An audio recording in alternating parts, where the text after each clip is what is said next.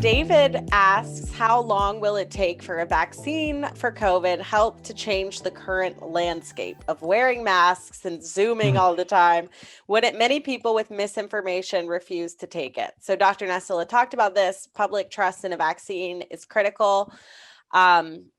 Keith, do you have any thoughts on this? I think we definitely want to be conservative and not just rip the mask off the second you get a vaccine. We still have to protect other people once we personally have taken the vaccine. So masks are probably going to stay pretty important.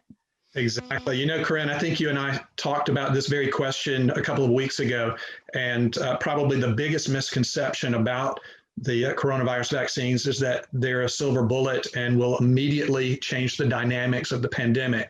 Look, Pfizer's news is wonderful. And if we have one or more vaccines that are 90% effective, that's going to be great. It's going to help a lot, but it's not going to be immediate. And we're going to be wearing masks for a while. I'm expecting this time next year, maybe we'll be at a point where we can start to relax the mask wearing and social distancing, but that's not even a guarantee. So I think we're looking at probably a good part of another year of continuing these measures.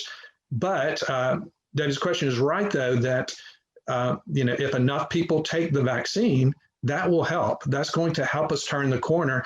And definitely, if there are vaccines that are as effective as what we've seen with the Pfizer-BioNTech vaccine candidate, that's going to be great. That's going to really help. And I do think a higher efficacy will encourage more Americans to receive the vaccine. Let's say the vaccine had only been 50% effective, which was the FDA threshold. Well, I think a lot of folks would say, I don't want to take a vaccine that's only a 50-50 shot at helping me.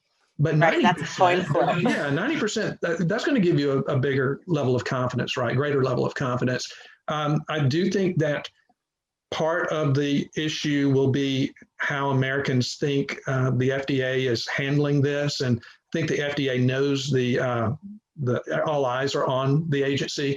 And my hunch is that they're going to handle this in a very professional way. They're going to convene an advisory committee. They're going to listen to what that advisory committee recommends and go along with it. I would suspect they don't have to go along with it. I suspect they will.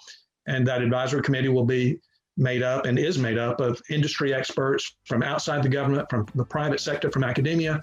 And I think Americans will be able to have confidence that if the FDA gives emergency use authorization to a vaccine, that it's going to be safe and effective.